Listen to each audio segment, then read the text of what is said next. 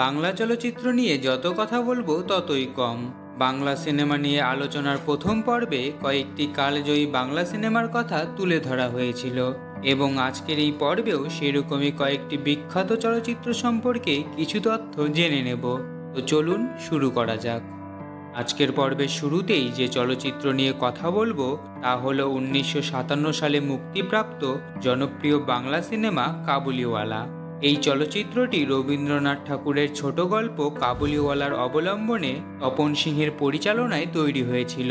চলচ্চিত্রটিতে রহমত নামে এক আফগান ফল বিক্রেতা ফল বিক্রি করতে কলকাতায় আসে এবং এখানে মিনি নামে একটি ছোট্ট মেয়ের সঙ্গে তার বন্ধুত্ব হয়। পরবর্তীতে সে একটি অপরাধ করলে আদালত তাকে 10 বছরের সাজা দেয় এবং সাজা শেষ হলে সে তার দেশে ফিরে যায়। এই চলচ্চিত্রটির সঙ্গীত পরিচালনা করেছিলেন বিখ্যাত সঙ্গীত শিল্পী পণ্ডিত রবিশঙ্কর এবং তপন সিংহ পরিচালিত এই সিনেমাটি চতুর্থ জাতীয় চলচ্চিত্র পুরস্কারে শ্রেষ্ঠ চলচ্চিত্র ও সপ্তম বার্লিন আন্তর্জাতিক চলচ্চিত্র উৎসবে সিলভার বিয়ার পুরস্কারে ভূষিত হয়। এবারের চলচ্চিত্রটি বাংলার বিখ্যাত চলচ্চিত্র পরিচালক সত্যজিৎ রায়ের তৈরি অন্যতম সেরা সিনেমা, যার নাম হীরক রাজার দেশে। 1980 সালে গুপি গাইন বাঘা বাইন সিরিজের একটি অংশ হিসেবে এই চলচ্চিত্রটি মুক্তি পেয়েছিল। এই চলচ্চিত্রে একজন অত্যাচারী রাজার কাহিনী তুলে ধরা হয়েছে, যেখানে তার রাজ্যে হীরের খনি থাকা সত্ত্বেও সে তার প্রজাদের দুঃখ কষ্টের মধ্যে রাখে এবং কেউ যদি রাজার বিরুদ্ধে সোচ্চার হয় তবে তার মগজ ধুলাই করে রাজার গুণ গাইতে বাধ্য করা হয়। পরবর্তীতে গুপি বাঘা সেই রাজ্যে গেলে তাদের সহায়তায় রাজার পতন হয়।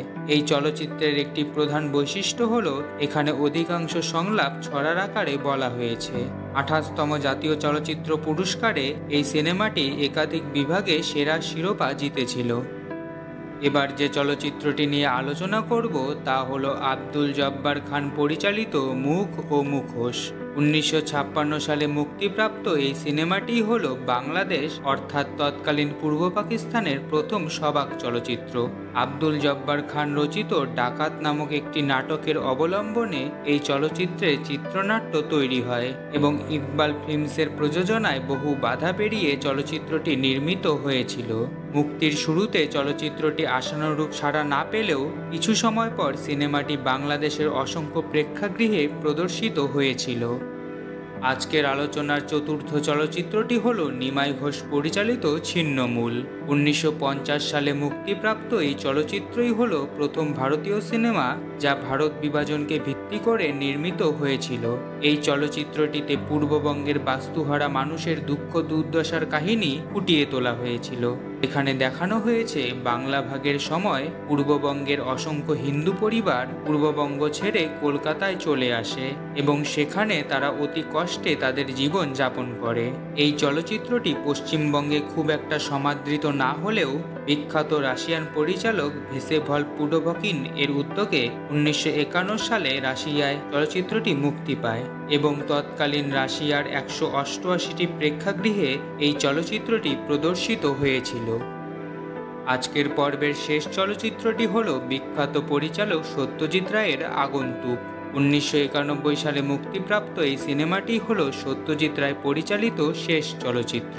এই চলচ্চিত্রটি সত্যজিৎ রায়ের অতিথি নামক ছোট গল্প অবলম্বনে তৈরি হয়েছিল, যেখানে দেখা যায় কলকাতার এক মধ্যবিত্ত পরিবারে হঠাৎই একজন ব্যক্তি তাদের আত্মীয় পরিচয় দিয়ে তাদের বাড়িতে আসে। তারা লোকটাকে একজন প্রতারক ভেবে তার আসল পরিচয় জানার চেষ্টা করতে থাকে।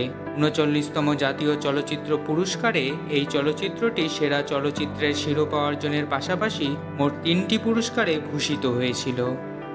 বাংলা চলচ্চিত্র নিয়ে আজকের পর্বের আলোচনা এখানেই শেষ করছি। ভিডিওটি ভালো লাগলে লাইক করে আপনার মতো সিনেমা প্রেমীদের শেয়ার করে দিবেন এবং আপনার পছন্দের বাংলা সিনেমার নাম অবশ্যই কমেন্ট করে জানাবেন।